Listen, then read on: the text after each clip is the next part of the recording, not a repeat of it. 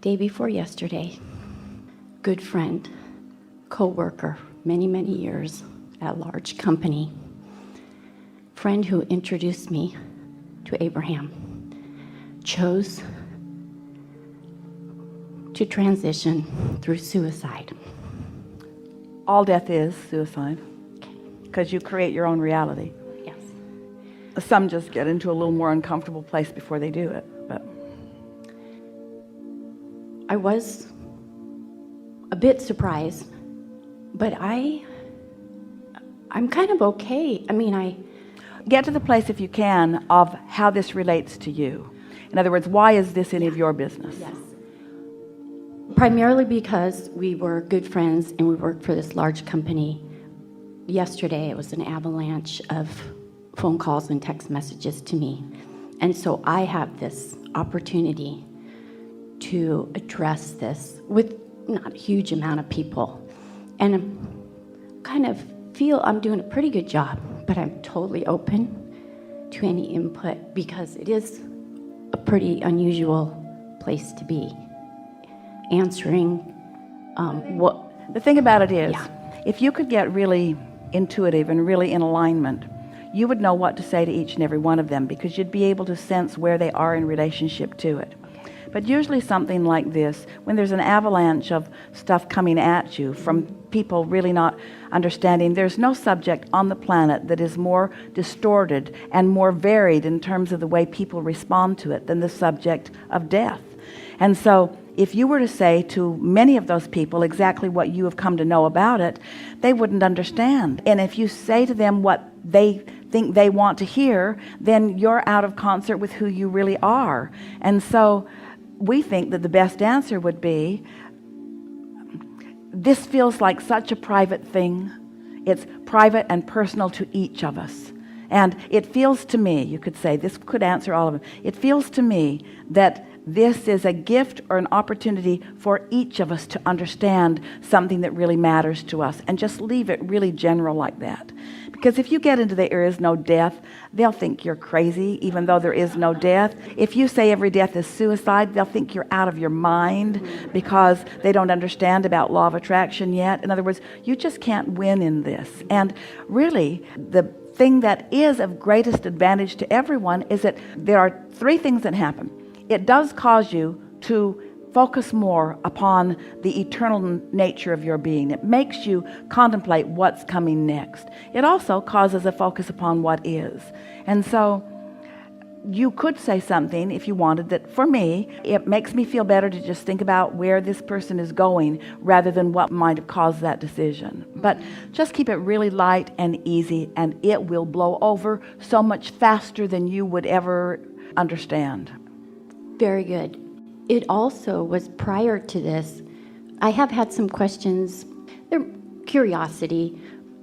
When we transition, I've heard you say sometimes that energy is still up there. So like person who's a good guitar player, and then like if you're a musician, you've told people, hey, there's energy up there, good guitar players. Tap into that. But also in this sense, my friend transitions, she's going to be up there.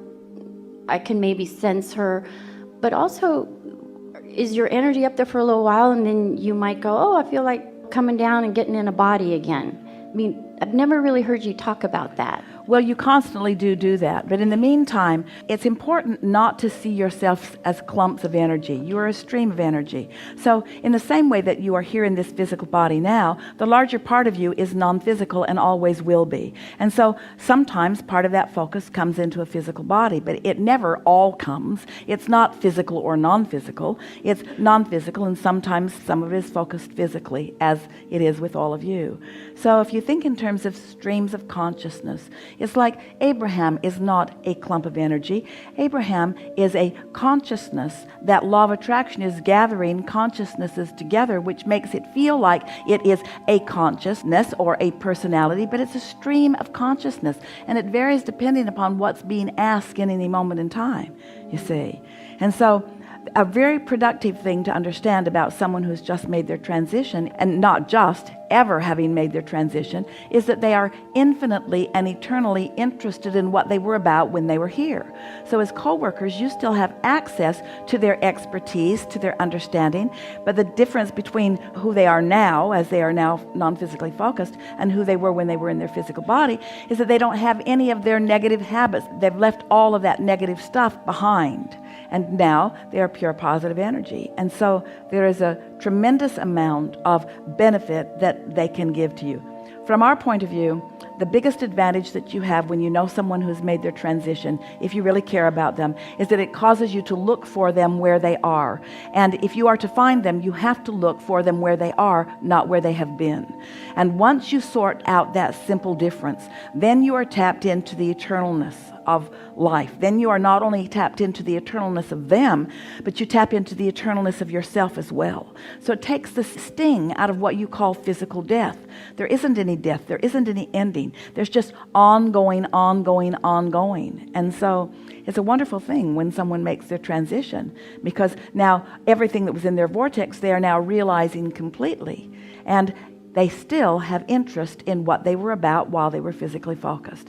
And that's why you could tap into their artistic nature, or you could tap into their musical nature. Esther knows for sure that Jerry's accountant of 30 years, he knew this woman long before Esther and Jerry were together, and then she became their accountant too. She made her transition about 10 years ago, and she's helped Esther with taxes ever since. Ever since.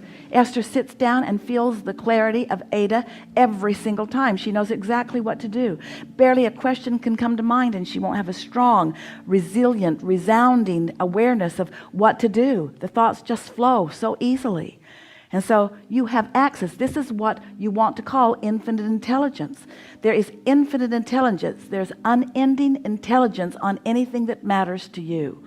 And when you begin looking therefore, think of all of the history of everyone that's lived. Think about all those that you care about. Think about those that you are led to, those that you want to read about. Understand that the reason that you want to read about them is because they are active within you in some way, because of some interest that's active within you. There is nothing that you cannot be or do or have, and you are never on your own about it. The continuity of life is not someone being born and someone dying and then somebody else being born. It's not generations handing the physical baton off to one another. That's not what the continuity of life is. The true continuity of life is that you're here and then you're non-physically focused and you're still interested in what's going on here. It's the non-physical intertwining. It's the non-physical inspiration. It's the non-physical. That's what keeps you all of us moving together. That's what causes everything to move forward. The physical stuff that you're learning from one another is inconsequential in comparison with the inspiration that you're receiving from one another. And how delightful it is when one of you stands in a place of connection and allows someone who's been interested in that scientific endeavor, or interested in that music project, or interested in anything that's going on in this planet in some way, who has now made their transition, and here you are now focused upon it, allowing them to focus with you and through you. How exhilarating it is to the non-physical cadre when you receive some inspiration from the group that is projecting it. How delicious it is for you to be the manifester of all of that thought.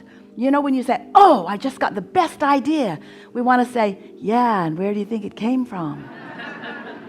You are the receiver of it. You are the interpreter of it. In other words, Esther teases. She teases because she knows Abraham has a lot of knowing, and she likes knowing that she can feel that knowing and that she is translating it into something that is meaningful. That's what you are all doing all the time from non-physical, you see. Well, she and I came to at least 5 Abraham seminars, and this is the first time either one of us was technically in the hot seat. That's because she has influence. Yes. So, yes. So, and so we found you today because she pointed you out. I know. And so, segueing. I feel I'm a bit of a soother. She wants you to know that she didn't leave what was here. She just gravitated to the stronger calling. Yeah. She wants you to know that she didn't leave. She just got clear and is still actively involved. Yeah. She also likes your eyelashes.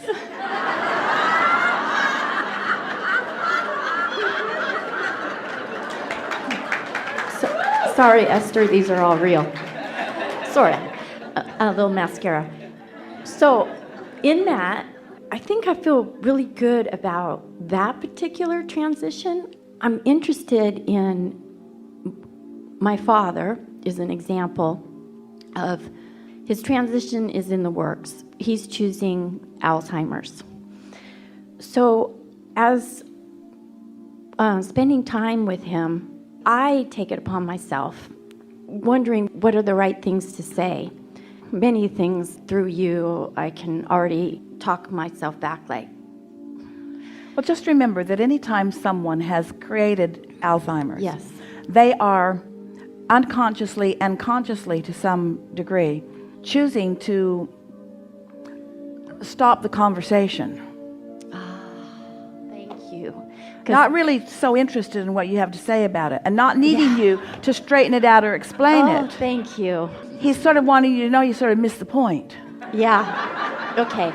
Oh, right. So I no longer have to have soothing conversations with him about, I believe there's a hereafter. But on the other hand, is even visiting him, because we did move him to a facility, is even visiting him is in his...